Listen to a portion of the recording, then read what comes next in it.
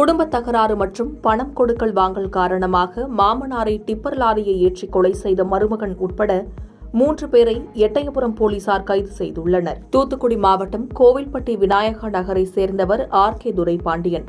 இவர் real estate தொழில் செய்து வருகிறார். இந்நிலையில் இவர் கடந்த 2ஆம் தேதி எட்டயபுரத்திலிருந்து கோவில்பட்டிக்கு இருசக்கர வாகனத்தில் சென்று கொண்டிருந்தார். அப்போது குமாரகிரி அருகே அடையாளம் தெரியாத வாகனம் மோதி தலை நசுங்கி சம்பவ இடத்திலேயே உயிரிழந்தார். இதுகுறித்து எட்டயபுரம் போலீசார் விசாரணை மேற்கொண்டு வந்தனர்.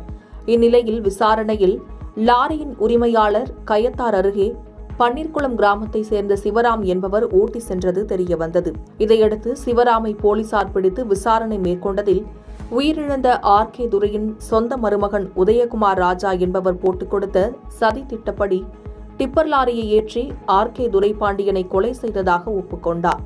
இதையடுத்து உதயகுமார் ராஜாவை சுற்றி வளைத்த போலீசார் அவரை கைது செய்து அவரிடம் விசாரணை நடத்தினர். விசாரணையில் குடும்ப தகராறு மற்றும் பணம் கொடுக்கல் வாங்கல் காரணமாக தகராறு ஏற்பட்டு திட்டமிட்டு கொலை செய்ததாக ஒப்புக்கொண்டார். இதையடுத்து விபத்து வழக்கை கொலை வழக்காக மாற்றம் செய்து எட்டயபுரம் காவல் நிலைய போலீசார் 3 பேரை கைது செய்தனர்.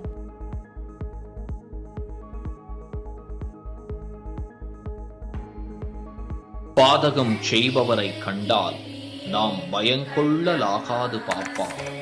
மோதி மிதித்து விடு பாப்பா, அவர் முகத்தில் உமிழ்ந்து விடு பாப்பா. அண்மை செய்திகளை உடனுக்குடன் தெரிந்து கொள்ள இணைந்திருங்கள் இயம்நாடு.